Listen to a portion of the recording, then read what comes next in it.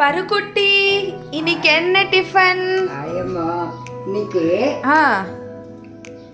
எங்க அம்மாவுக்கு பாலக்காடு, அதனால எங்களுக்கு இந்த கொழுக்கட்டையை பண்ணி தருவாங்க சின்ன வயசுல. இந்த டம்ளருக்கு 2 டம்ளர் புழுங்கல் அரிசி, இட்லி அரிசி, அப்புறம் ஒரு மூடி தேங்காய். ஓகே. இதுக்கு தேவையான உப்பு இதை போட்டு மிக்சியில நல்லா அரைச்சிடணும். அதுக்கப்புறம் அரைச்சி காமிக்கிறீங்களா? அரைச்சி காமிக்கிறேன். அடியில் போட்டிருக்கேன்.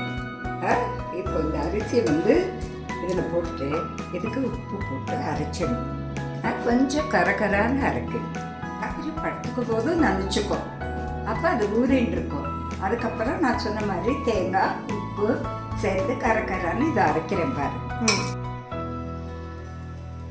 நான் இந்த மாவு கொஞ்சம் அரைச்சி போட்டு தேங்காய் போட்டு உப்பு போட்டு கொஞ்சம் தண்ணி விட்டு பதமா இந்த இப்படி கரகரான்னு இந்த மாதிரி நீ அரைச்சிக்கோ.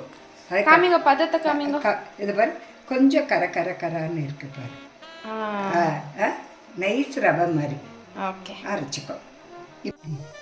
தேவையான அளவு கொஞ்சம் தேங்காய் எண்ணெய். இப்போ நீங்க என்ன பண்ணிருக்கீங்க சொல்லுங்க வச்சு? எதுக்கு இப்போ வானொலி போட்டிருக்கீங்க? அதாவது இந்த மாவை இப்படியே விட்டா தண்ணியில கரைஞ்சி போயிடும். நமக்கு அது கொழுக்கட்டையா வரணும், உருண்டையா ரவுண்டா. நம்ம இஷ்டம் போல பண்ணலாம், எந்த டிசைன் வேணாலும் பண்ணலாம். இந்த மாவு இப்போ என்ன செய்யறேன், இதில் போடுறேன். ஓகே.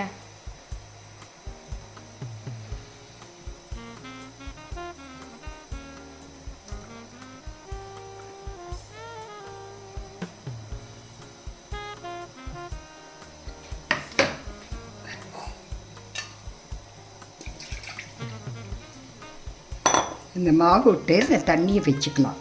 அப்புறம் நம்ம இது பண்ணுறோம் பாரு, எது இந்த கொழுக்கட்டை எல்லாம் வேகும்போது அது மாவு பதம் நல்லா வரணும்ல நமக்கு தண்ணியாக. அதனால் அதுக்கு இப்போ பாரு, இப்போ இந்த மாவு கொழுக்கட்டை பதத்துக்கு நம்ம கையில் ஊற்றுற பதத்துக்கு நம்ம அதை ப்ரிப்பேர் பண்ணிக்கணும். நல்லா கட்டியா.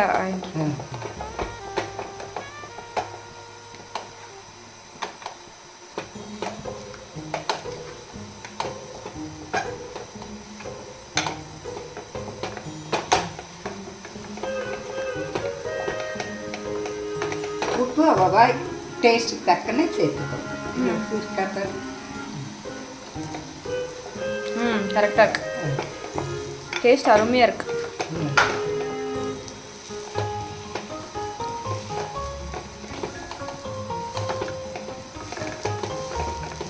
சரி, இப்போ எப்படி தெரியும் நம்மளுக்கு இது ஆயிருக்கா இல்லையான்னு? அது ஆயிருக்கா இல்லையான்னு தெரியுறதுக்கு இப்படி எடுத்து கையில் ஊற்றினோம்னா இந்த கொழுக்கட்டை பதம் வரும். ஓ சூப்பர். இப்போ வந்துடுச்சா? இப்போ ஆயிடுச்சா? இது இப்போ ஆயிட்டு இன்னும் கொஞ்சம் வேகட்டும். ஏன்னா தண்ணியில் கரைஞ்சது மாவு இருந்தால் கொஞ்சம் கட்டி பார்த்தா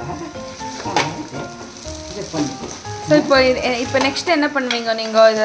இதை வேறு பாத்திரத்தில் எடுத்துடுவோம். அதுக்கப்புறம் ஒரு பாத்திரத்தில் குக்கர்லேயோ கொஞ்சம் அடி கனமான பாத்திரத்தில் தண்ணி வைக்கணும். ஒரு நிறையா இந்த கொழுக்கட்டை பூரா அதில் மிஞ்சி வேகிற மாதிரி தண்ணி பக்கத்தில். இல்லை நம்ம இன்னொரு சுகமான பாத்திரம் என்ன பண்ணலாம்னா பக்கத்தில் தண்ணி வச்சிடணும். இட்லி பானையில் இதை உருட்டி வேக வச்சிடணும். அப்புறம் இந்த தண்ணியில் நம்ம போட்டுக்கலாம். ஏன்னா நீங்கள் புதுசாக செய்யும்போது ரொம்ப கரைஞ்சிராமல் இருக்கும். நான் இப்போ வெந்நீர்லேயே போட்டுடுறேன். அதனால நீங்கள் பண்ணும்போது அப்படி ஒரு நாளைக்கு நீங்கள் உங்களுக்கு கரைஞ்சி போச்சுன்னா பயப்பட வேண்டாம். இட்லி பானையில் கொஞ்சம் வேக வச்சு அப்புறம் இதில் இதுக்கு என்னன்னு சொல்லுவாங்க கேரளாவில்? நீர் கொழுக்கட்டை. நீர் கொழுக்கட்டை பேர். அந்த மாவு கிண்டின மாவை உங்களுக்கு என்னென்ன டிசைன் தெரியுமோ அத்தனை டிசைனும் பண்ணி உங்கள் குழந்தைகளுக்கு கொடுக்கலாம். சூப்பர். இப்போ அந்த தண்ணி கொதிக்குது. கொதிக்கிற தண்ணியா இது? ஆமாம். இப்போ இந்த கொழுக்கட்டையை அந்த தண்ணியில் நம்ம போடுறோம். இது இந்த தண்ணி கொதிக்கும் போது சூப்பு மாதிரி ஆகிடும். ம் இந்த கொழுக்கட்டையை சூப்பில் சின்ன சின்னதாக கட் பண்ணிட்டு குழந்தைங்கள்லாம் ஸ்பூனில் எடுத்து சாப்பிடலாம். ம் இந்த தண்ணியில் ஜீரகம், கடுகு, பெருங்காயம், கருவேப்பிலை ம் 3 தாளித்து சூப்பு மாதிரி வச்சுட்டு சாப்பிடலாம். இதுக்கு டிஷ் எதுவும் தேவையில்லை. இதே நல்லாயிருக்கும், நல்லா சாப்பிடலாம். வேற உங்களுக்கு உப்பு வேணும்னு இருந்தால் இந்த தண்ணியில் கொஞ்சம் உப்பு போட்டுக்கலாம். அதுதான், அவ்வளோதான். மேலே வரும், அதே மேலே வரும் இப்படி முதந்துண்டு. அப்போ நம்ம அது வெந்தாச்சு அப்படின்னு நம்ம தெரிஞ்சுக்கணும். அப்புறம் கொழுக்கட்டை எடுத்து மாவு இருக்கா பார்த்து 2ஆக க்ளீன் பண்ணால் அந்த மாவு அந்த இது கொழுக்கட்டை வெந்த உடனே எடுத்துக்கணும். அவ்வளோதான், கொழுக்கட்டை ரெடி. நீர் கொழுக்கட்டை ரெடி. தண்ணியை தான் சூப்புன்னு சொல்கிறேன். அந்த தண்ணியில் கடுகு, பெருங்காயம் நம்ம தாளிக்கிறதுனால வேறு டிஷ் அதுக்கு தொட்டுக்கிறதுக்கு வேண்டாம். குழந்தைங்களுக்கு காரம் இல்லாமல் காலை வேளையில் அந்த உருண்டையாக போட்டிருக்கிற இதை கட் பண்ணிட்டு அந்த தண்ணி இருக்கே அது கொஞ்சம் கெட்டியாக சூப் மாதிரி ஆகிருக்கும், அதையே கலந்து சாப்பிட சொன்னேன். அவ்வளோதான். இப்போ நீர் கொழுக்கட்டை ரெடி. இந்த மாதிரி கொதிக்கும்போது கொழுக்கட்டை உள்ளே வெந்திருக்கான்னு நம்ம பார்த்துக்கணும். பார்த்து நம்ம எடுத்துக்கணும். இப்போது ஒரு சின்ன ஒரு கொழுக்கட்டை எடுத்து இப்படி நம்ம பிச்சு பார்த்தோம்னா அது மாவு இருக்கா இப்படி இன்னும் கொஞ்சம் வேகணும். இவ்வளோக்குள்ளே கொஞ்சம் மாவு இருக்குது, அதனால இன்னும் கொஞ்சம் வேகட்டும். இப்படி ஆயிடுச்சு இல்லையா? இதுக்கப்புறம் இந்த நீரில் கடுகு நான் தாளிச்சுடுறேன். கடுகு இப்போ இதுக்கு வேற எதுவும் சட்னியோ அது இது தேவையில்லை. குழந்தைங்களுக்கு காரம் இல்லாமல் கொடுக்கக்கூடிய உணவு. அதனால கடுகு, ஜீரகம், கொஞ்சம் பெருங்காயம், 2 காஞ்ச மிளகாய், கருவேப்பிலை. இப்போ இந்த தண்ணியில் நம்ம பொரிச்சு கொட்டுறோம். அதை பொரிச்சு கொட்டிட்டா நம்ம அந்த கொழுக்கட்டை சாப்பிடலாம்.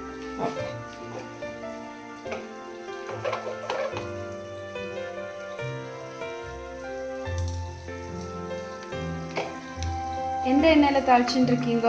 இது எல்லாத்துக்குமே தேங்காய் எண்ணெய் தான். அதே மாதிரி வாழைப்பொருள் எல்லாத்துக்குமே தேங்காய் எண்ணெய் தான்.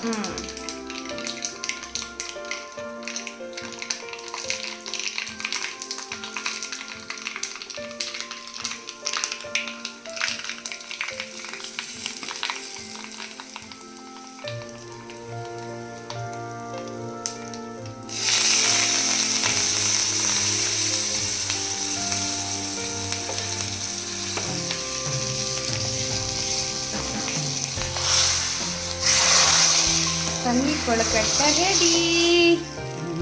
நீர் கொழுக்கட்டை ரெடி. இப்போ அழகாக சாப்பிடலாம். கொழுக்கட்டையோட போட்டுக்கிட்டே டேபிளில் உட்காந்து சாப்பிடணும்.